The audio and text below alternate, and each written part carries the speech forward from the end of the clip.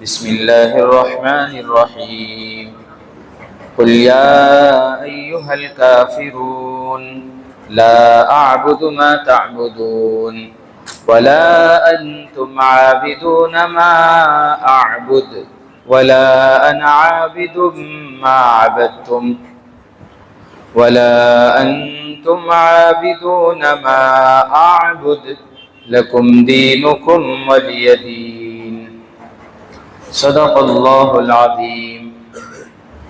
رب الجلال کا بے انتہا کرم، اس کا فضل اور احسان، اللہ تعالیٰ نے ہمیں روزہ رکھنے اور تراویح پڑھنے کی توفیق عطا فرمائی۔ رمضان کے یہ دن بہت تیزی کے ساتھ گزر رہے ہیں، مغفرت کا یہ عشرہ ہے۔ دعا فرمائے اللہ تعالیٰ میری، آپ کی، ہمارے تمام مرحومین کی اللہ تعالیٰ مغفرت فرمائے۔ یہ جو سورہ میں نے آپ کے سامنے تلاوت کی ہے، سورۃ الکافرون، اس سورہ کا نام ہے۔ نمازوں میں اکثر پڑھی جانے والی سورت ہے، بہت مختصر اور بہت چھوٹی سی یہ سورت ہے۔ اس کی حدیث پاک میں بہت ساری فضیلتیں وارد ہوئی ہیں۔ چند فضیلتیں میں آپ کے سامنے رکھوں تاکہ اس سورہ کے متعلق کچھ باتیں آپ کے ذہن میں ہوں۔ جب آپ یہ سورہ پڑھیں نماز میں تو آپ کو پڑھنے میں لطف آئے۔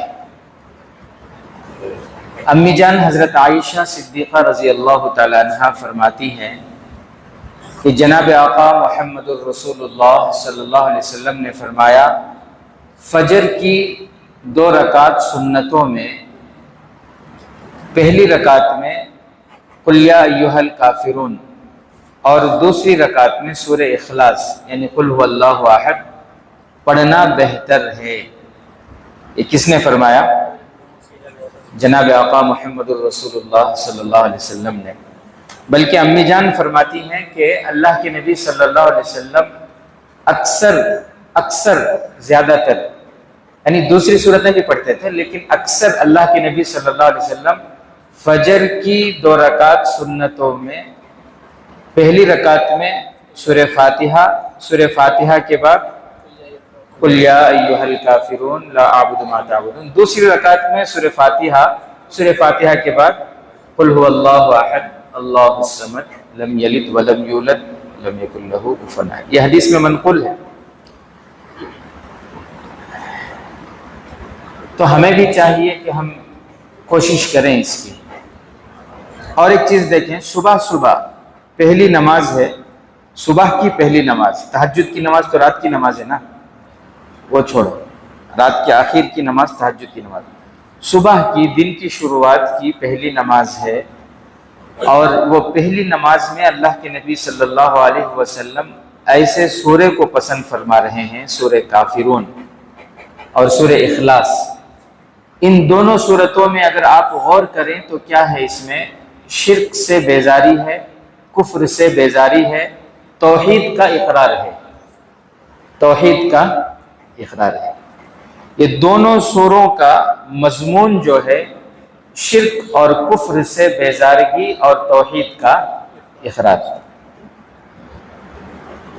اسی لیے میرے عزیز ساتھیوں، بہت سے صحابہ سے یہ حدیث مروی بھی ہے کہ اللہ کے نبی صلی اللہ علیہ وسلم مغرب کی فرض نماز کے بعد جب سنت پڑھتے تو 2 رکعت سنت میں پہلی رکعت میں سورہ کافرون پڑھتے اور دوسری رکعت میں سورہ اخلاص پڑھتے۔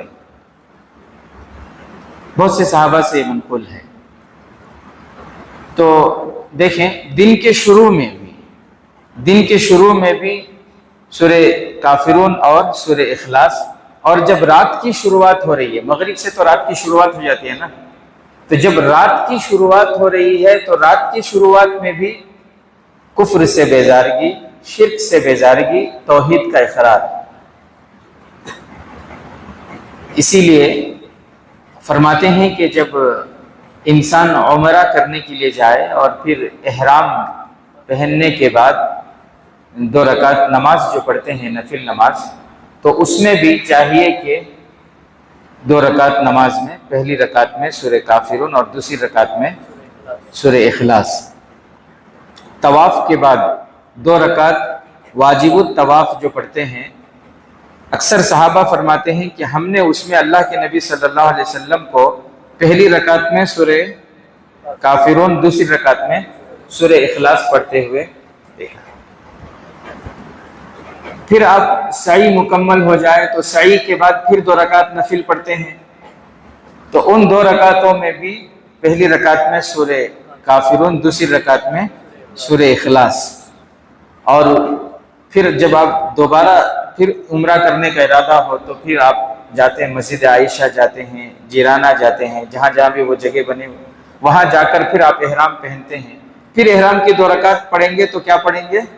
پہلی رکعت میں سورہ کافرون اور دوسری رکعت میں، یہ پڑھنا فرض نہیں ہے، دوسرے کوئی بھی سورہ پڑھو نماز ہو جائے گی، لیکن بہتر ہے، اس کو پسند کیا گیا ہے۔ کیوں؟ اس لیے کہ اس کے اندر کیا ہے؟ شرک سے بیزارگی ہے، کفر سے بیزارگی ہے، اور توحید کا اقرار ہے۔ اچھا میرے عزیز ساتھیوں، اس سورہ کے تعلق سے ایک اور بات میں آپ کو بتاؤں۔ ایک مرتبہ جناب آقا محمد الرسول اللہ صلی اللہ علیہ وسلم ایک صحابی کو بلاتے ہیں اور بلا کر ان کو ایک عمل کی ہدایت دیتے ہیں، تو وہ کتنے خوش نصیب ہوں گے؟ سارے صحابہ خوش نصیب ہیں۔ سارے صحابہ کیا ہیں؟ کیوں؟ اس لیے کہ ان کو پیارے نبی صلی اللہ علیہ وسلم کا زمانہ نصیب ہوا، پیارے نبی صلی اللہ علیہ وسلم کی صحبت معیت نصیب ہوئی، پیارے نبی صلی اللہ علیہ وسلم کی تربیت نصیب ہوئی۔ کائنات میں ان سے خوش نصیب کون ہو سکتا ہے ایمان کی حالت میں؟ سارے صحابہ خوش نصیب، سارے صحابہ خوش نصیب ہیں، اور پوری امت کے سارے ابدال، کتب، سارے مل کر بھی کسی ایک صحابی کا مقابلہ نہیں کر سکتے۔ ان کے بارے میں اللہ نے قرآن میں فرما دیا، رضی اللہ عنہم ورضوا عنہ، کہ میں ان سے راضی، یہ مجھ سے راضی۔ اللہ نے رضامندی کا پروانہ جن کو دے دیا، ان کی برابری کوئی کر سکتا ہے کائنات میں؟ ایسے صحابہ کو بھی غیر مقلدین یہ کہتے ہیں کہ ان کی باتوں کا کیا بھی اعتبار نہیں بولتے۔ غیر مقلدین کیا بولتے ہیں؟ ان کی باتوں کا، وہی جو 8 رکعت کے قائل ہیں۔ بھئی 8 رکعت تراویح نہیں ہے، اس کی سب سے بڑی دلیل کیا ہے اگر کو بولے تو؟ جو حدیث پیش کرتی ہیں 8 رکعت، حضور صلی اللہ علیہ وسلم رات میں 8 رکعت نماز پڑھے، 11 رکعت پڑھے، 13 رکعت پڑھے۔ آپ ان کو یہ پوچھو، یہ 8 رکعت والی جو حدیث ہے، اللہ کے نبی 8 رکعت پڑھے، یہ مسجد میں پڑھے، گھر میں پڑھے، جماعت کے ساتھ پڑھے، اکیلے پڑھے؟ قیامت تک آپ کو یہ نہیں بتا سکتے کہ 8 رکعت اللہ کے نبی جماعت کے ساتھ پڑھے بول کر۔ 8 رکعت جو پڑھے تنہا پڑھے، 8 رکعت جو پڑھے گھر میں پڑھے، تہجد کی نماز تھی وہ۔ اور یہاں صاف طور پر یہ حدیث ہے کہ اللہ کے نبی صلی اللہ علیہ وسلم جماعت صحابہ کو پڑھائے 20 رکعت، تو 20 رکعت کا ثبوت جماعت کے ساتھ ہے اور پڑھانے کا ثبوت بھی ہے۔ بہت زیادہ ہوا تھا نا وہ، اب مٹھائیاں بانٹ رہی ہوں نا، سعودی میں سنت طریقے کے مطابق تراویح ہو رہی ہے، سعودی میں غلط چیزیں ہو رہی ہیں نا، اس کے واسطے رنج کیا بھی نہیں ہے۔ پہلے نمازوں کے اوقات میں دکانوں کا بند ہونا ضروری تھا، اب وہ ختم کر دیا گیا، نہیں نمازیں کے ٹائم کو بھی دکان کھلے رکھ سکتی ہیں، تمہیں کیا بھی نہیں بولتا، اس کو کیا بھی افسوس نہیں ہے۔ پہلے مستورات کا بے پردہ ہونا گناہ تھا، اب بے پردگی وہاں عام ہو گئی ہے۔ آپ جانتے ہیں مجھ سے زیادہ، سنیما ہال، تھیٹر، شراب خانے، جوئے خانے، ساری چیزیں، تو اس پر کوئی افسوس نہیں ہے۔ تراویح کم ہوگی نا، اس میں خوشی ہے، انا للہ و انا الیہ راجعون۔ تو آپ بہکنا نہیں کون بھی، پھر آئندہ سال بولیں گے مفتی صاحب 8 پڑھو بس سے، پھر کو 8 نہیں ہے، وہ تہجد کی نماز سنت مؤکدہ ہے۔ تمام ائمہ کا، تمام علماء کا، تمام اداروں کا فتویٰ اسی پر ہے کہ تراویح کی نماز 20 رکعت ہے اور یہ سنت مؤکدہ ہے۔ کتنی رکعت ہے؟ بات کدھر سے کدھر چلے گئے۔ اچھا، میں آپ کو یہ بتا رہا تھا کہ بعض صحابہ اتنے خوش نصیب ہوتے ہیں۔ دیکھیں، ایک تو یہ ہے کہ آپ آ کر کوئی صحابی جو ہے اللہ کے نبی صلی اللہ علیہ وسلم کے پاس گئے اور جا کر انہوں نے پوچھا کہ اللہ کے نبی، عمل پوچھا انہوں نے، ان کو کوئی عمل بتایا گیا، ایک بات ہے۔ اور ایک بات یہ ہے کہ اللہ کے نبی خود بلا کر بولیں، اللہ کے نبی خود، جیسے ایک صحابی، چند صحابہ جو ہے اللہ کے نبی صلی اللہ علیہ وسلم کے پاس گئے اور انہوں نے جا کر پوچھا کہ اللہ کے نبی سوتے وقت کیا عمل کر کے سوئیں، سوتے وقت کیا عمل کر کے سوئیں۔ ایک تو دعا ہے اللہم بسمک اموت واحیا، سنت طریقے کے مطابق سونا، اور کوئی ایکسٹرا عمل بتائیے۔ تو اللہ کے نبی صلی اللہ علیہ وسلم نے فرمایا کہ سوتے وقت سورہ کافرون پڑھ کے سو۔ کون سی سورت پڑھ کے سو؟ سورۃ الکافرون پڑھ کر سو۔ اس کی برکت یہ ہوگی کہ اللہ تعالیٰ شرک سے اور کفر سے تمہاری حفاظت فرمائیں گے، شرک سے اور کفر سے اللہ تعالیٰ تمہاری حفاظت فرمائیں گے۔ شرک یہ تو ختم انسان، اللہ ایسا گناہ ہے کہ اللہ فرماتے ہیں کہ میں معاف نہیں کرتا ہے، اس کے علاوہ کوئی بھی گناہ ہوگا میں معاف کروں گا، لیکن شرک کو میں معاف نہیں کروں گا۔ سورہ کافرون رات میں، اس سے پہلے میں نے آپ کے سامنے بتایا تھا کہ سورہ اخلاص، سورہ فلق اور سورہ ناس پڑھ کر، تو اس کے ساتھ اب سورہ یہ بھی ملا لیں۔ بہتر یہ ہے کہ چاروں قل یا ایھا الکافرون، قل هو اللہ احد، قل اعوذ برب الفلق، قل اعوذ برب الناس، چاروں سورتیں پڑھ کر ہاتھ میں دم کر کے اس کے بعد جو ہے پورے بدن پر جو ہے ہاتھ کو پھیر لیں اور سو جائیں، ساری فضیلتیں حاصل ہو جائیں گی انشاءاللہ۔ ٹھیک ہے، تو میں یہ بتا رہا ہوں کہ وہ صحابی اتنے خوش نصیب ہیں کہ اللہ کے نبی ان کو بلاتے ہیں اور بلا کر ان کو عمل دے رہے ہیں کہ تم یہ پڑھو، یہ پڑھو، یہ کرو، یہ کرو۔ خوش نصیب ہوئے کہ نہیں ہوئے؟ ایک صحابی ہیں، ان کو بلاتے ہیں اللہ کے نبی، حضرت جبیر بن مطعم رضی اللہ تعالیٰ عنہ، حضرت جبیر،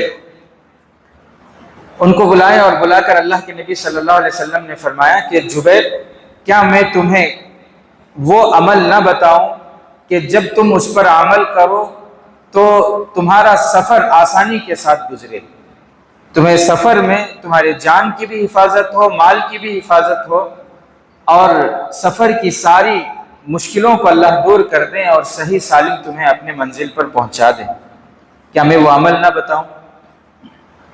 تو وہ صحابی کہنے لگے کہ اللہ کے نبی، میرے ماں باپ آپ پر قربان، ضرور بتائیں، کیونکہ وہ ایسے تھے، وہ سفر کرتے تھے تجارت کے لیے، اکثر نقصان ہو جاتا تھا، ان کو گھاٹا ہو جاتا تھا، یا پھر ایسا ہوتا کہ اتنی تنگی کبھی آ جاتی، کھانے پینے کی تنگی آ جاتی تھی سفر میں۔ بہرحال سفر کی کچھ نہ کچھ پریشانی، کچھ نہ کچھ مشقت ان کو پیش آتی رہتی تھی۔ تو ان کا نام کیا ہے؟ حضرت جبیر۔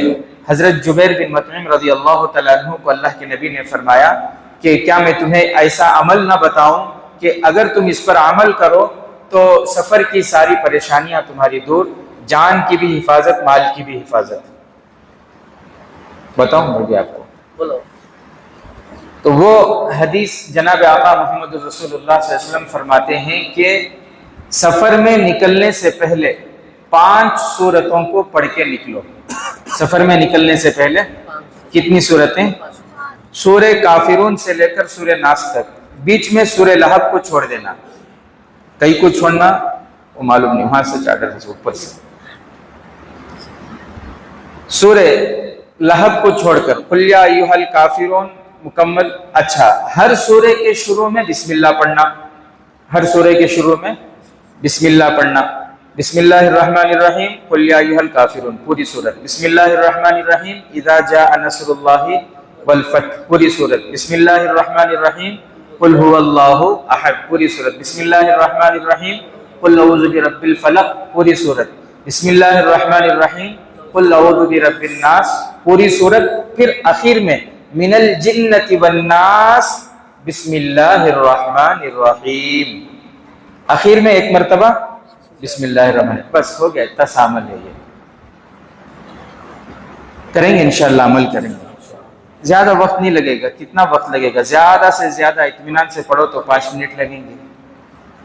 ہاں، آپ سفر کے لیے، چاہے چھوٹا سفر ہو، بڑا سفر ہو، آپ اپنے آفس کے لیے جا رہے ہیں، ڈیوٹی میں جا رہے ہیں، کسی جاب کے لیے جا رہے ہیں، بنگلور جا رہے ہیں، میسور جا رہے ہیں، کہیں بھی جا رہے ہیں، آپ سفر میں نکل رہے ہیں، گھر میں بیٹھ کے پڑھ کے نکلیں، نہیں موقع ہو رہا ہے تو گاڑی میں بیٹھ کے پڑھ لیں، سواری میں اپنے بیٹھے، کار میں، گاڑی میں، بائک میں، بس میں، ٹرین میں، جس میں بھی آپ بیٹھ رہے ہیں، بیٹھتے ہی فوراً کیا کریں؟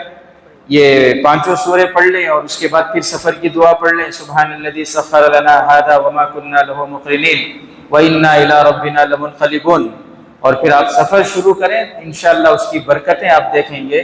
حضرت مولانا سجاد نعمانی صاحب، غالباً میں نے ان سے سنا تھا، ان کے بیان میں سنا تھا، حضرت کہہ رہے تھے، یا حضرت مولانا یونس صاحب، مجھے تھوڑا شک ہے، تو فرما رہے تھے ان کے والد صاحب حضرت مولانا منظور نعمانی صاحب جب وہ بیرون ملک کے لیے نکلے، جماعت میں نکلے، تو ان کے پاس پیسے بہت کم تھے۔ پھر ان کو یہ حدیث ملی تو انہوں نے اس حدیث پر عمل کیا کہ سفر میں نکلنے سے پہلے یہ 5 سورتیں پڑھ کر اس کے بعد نکلے۔ حضرت فرماتے ہیں کہ اللہ کے فضل سے اللہ نے اتنی برکت دی اور ایسی سہولتوں کا معاملہ کیا کہ 18 ملکوں کا سفر کر کے آ گیا، جان بھی صحیح سالم، مال بھی صحیح سالم، پیسے بہت سارے بچ بھی گئے، 18 ملکوں کا۔ اللہ اکبر کبیرہ، حضرت مولانا منظور نعمانی صاحب۔ تو بہرحال میرے عزیز ساتھیوں، یہ بہت ہی زبردست عمل ہے۔ حضرت جبیر بن مطعم رضی اللہ تعالیٰ عنہ خود کہتے ہیں کہ جب سے میں نے اس پر عمل کرنا شروع کیا، اس کے بعد سے سفر کی ساری پریشانیاں ختم ہوئی، اور پھر اللہ کے فضل سے ایسا نفع ہونا شروع ہوا کہ میں اپنے ساتھیوں میں سب سے زیادہ خوشحال لوٹ کر آتا تھا، میں سب سے زیادہ خوشحال لوٹ کر آتا تھا۔ تو صرف سنیں گے، عمل بھی کریں گے انشاءاللہ، عمل بھی کریں گے انشاءاللہ۔ تو یہ جو سورہ ہے، سورۃ الکافرون، اس سورہ کا ایک شان نزول بھی ہے، ہمیں وہ شان نزول جاننا بھی ضروری ہے کہ اس کا شان نزول کیا ہے۔ اس کا شان نزول یہ ہے کہ ایک مرتبہ، اچھا، اللہ کے نبی صلی اللہ علیہ وسلم مکہ مکرمہ میں جب نبوت ملی، لوگوں کو اسلام کی دعوت دینے لگے، لوگوں کو ایمان کی دعوت دینے لگے، لوگوں کو سمجھانے لگے کہ یہ آپ لوگ جو کر رہے ہیں یہ صحیح نہیں ہے، خدا صرف ایک ہے۔ خدا کتنے ہیں؟ صرف ایک ہے، اسی نے اس ساری کائنات کو، اسی نے آپ کو بھی بنایا، اسی کی عبادت ہونی چاہیے، اس کے علاوہ۔ بہرحال 1 2 3 4 اس طرح لوگ ایمان میں داخل ہوتے تھے، بہت تھوڑی تعداد تھی، لیکن دھیرے دھیرے وہ تعداد بڑھتی گئی، کیونکہ اسلام سچا مذہب ہے۔ جو بھی انسان غور کرے گا، فکر کرے گا، سوچے گا ٹھنڈے دل سے، اللہ تعالیٰ اس کو ضرور ہدایت عطا فرماتے ہیں۔ تو دھیرے دھیرے ایمان والوں کی تعداد بڑھنے لگی، دن بدن جو ہے ایمان والوں کی تعداد بڑھنے لگی۔ مکے میں ہر جگہ ان کے چرچے ہونے لگے، تو مکے کے جو سردار تھے، مکے کے جو رئیس تھے، مکے کے جو چودھری تھے، مکے پر جو رعب جمانے والے تھے، حکومت کرنے والے تھے، ان سب کو فکر لاحق ہوئی کہ اگر اسی طرح ان کے فالوورز بڑھتے رہے، پھر ہماری کرسی تو گئی اگلے الیکشن میں۔ مسئلہ سمجھ رہے ہیں؟ اگر اسی طرح محمد صلی اللہ علیہ وسلم کے ماننے والے بڑھتے رہے، پھر ہم حکومت کس پر کریں گے؟ چودراہٹ کس پہ؟ رعب دبدبہ کس پہ ہوگا ہمارا؟ پھر تو ہماری ساری حکومت کیا ہو جائے گی؟ ختم ہو جائے گی، سارا رعب دبدبہ ہمارا ختم ہو جائے گا۔ تو اس لیے وہ کیا کیے، وہ لوگ چند سردار مل کر اللہ کے نبی صلی اللہ علیہ وسلم کے پاس آئے، آس، ولید اور اسود ابن یغوث، یہ 3 4 یہ لوگ مل کر آئے، سب مشورہ کر کے آئے، اور مل کر آ کر اللہ کے نبی صلی اللہ علیہ وسلم سے ملے، اور مل کر انہوں نے کہا کہ دیکھو، ہمارے اور تمہارے درمیان اختلاف روز بڑھتے جا رہے ہیں، اور بہت سے جو تمہارے فالوورز ہیں، ایمان والے ہیں، ان کو مار دیا جاتا ہے، ستایا جاتا ہے، اور پھر لوگوں کے درمیان گروپس ہو رہے ہیں، 2 گروپ، ایک تمہارا گروپ، ایک ہمارا گروپ، اور پھر ان کے درمیان بات چیت ہوتی ہے، اور پھر کبھی نوبت جو ہے ہاتھا پائی تک آ جاتی ہے، لڑائی جھگڑے تک آ جاتی ہے، بہت انتشار ہو رہا ہے۔ اس لیے چند باتیں ہیں، ان باتوں پر اگر آپ ان باتوں کو مان لیں تو پھر سارے مسئلے جھگڑے ختم ہو جائیں گے۔ ہم آپ کے سامنے چند باتیں رکھنا چاہتے ہیں۔ تو اللہ کے نبی صلی اللہ علیہ وسلم فرمائے کہ ٹھیک ہے، کیا ہے آپ کی بات؟ کیا؟ تو سب سے پہلی بات انہوں نے یہ رکھی کہ آپ ایسا کریں کہ جس خدا کی آپ عبادت کر رہے ہیں، جس خدا کی آپ عبادت کرتے ہیں، ہم بھی اسی خدا کی عبادت کریں گے. ہم جتنے ہیں سب مل کر آپ جس خدا کی عبادت کر رہے ہیں اس کی عبادت کریں گے 1 سال.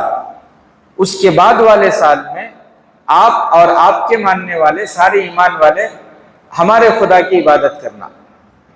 1 سال آپ کا، 1 سال ہمارا.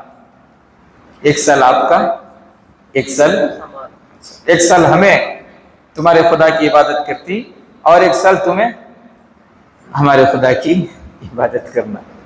یہ کیسے مان سکتے ہیں؟ یہ ہو سکتا ہے؟ مومن تو اللہ کے نبی صلی اللہ علیہ وسلم نے فرمایا کہ نہیں، یہ تو نہیں ہو سکتا.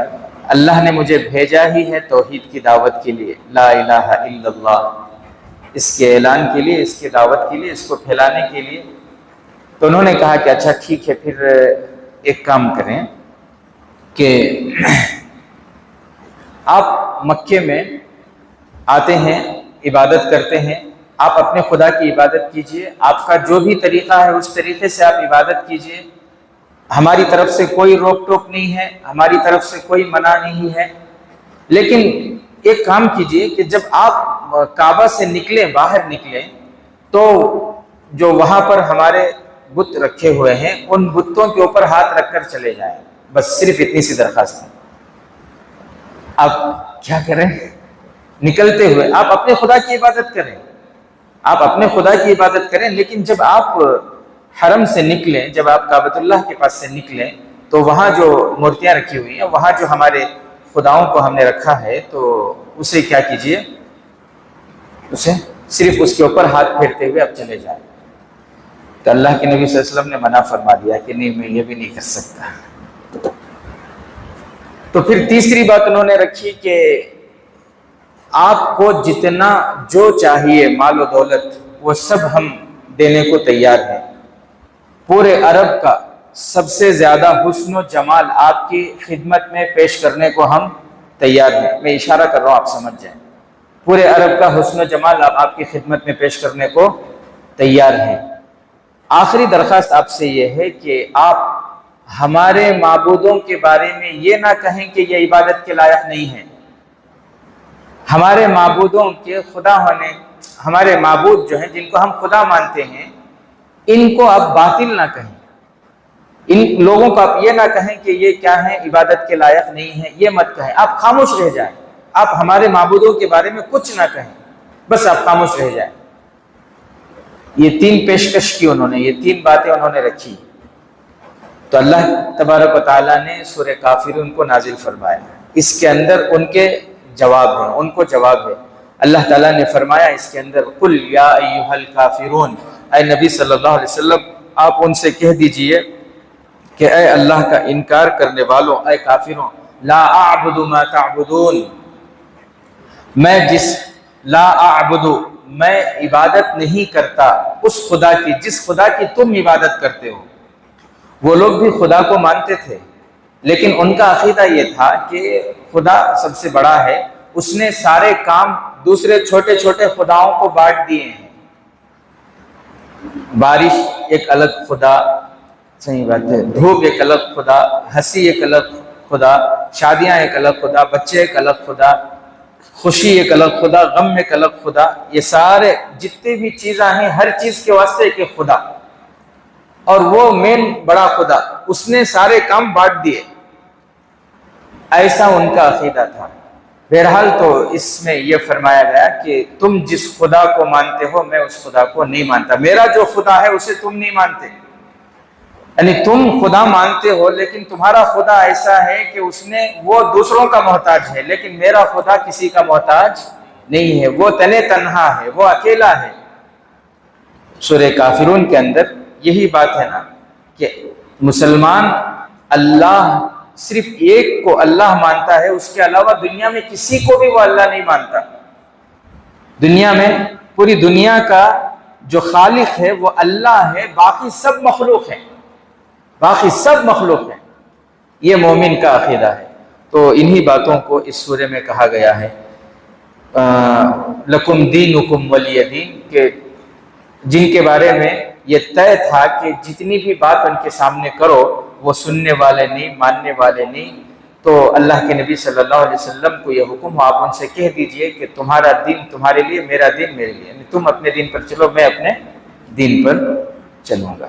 تو جب یہ صورت نازل ہوئی، اللہ کے نبی صلی اللہ علیہ وسلم مکہ مکرمہ گئے، وہاں پر عرب کے، قریش مکہ کے بڑے بڑے سردار بیٹھے ہوئے تھے، ان کے سامنے جا کر اللہ کے نبی بلند آواز سے یہ سورہ پڑھے، قُلْ يَا أَيُّهَا الْكَافِرُونَ لَا أَعْبُدُ مَا تَعْبُدُونَ۔ جب انہوں نے یہ سنا تو وہ سمجھ گئے کہ محمد صلی اللہ علیہ وسلم اپنی دعوت سے، اپنی باتوں سے ایک انچ بھی ہٹنے والے نہیں ہیں۔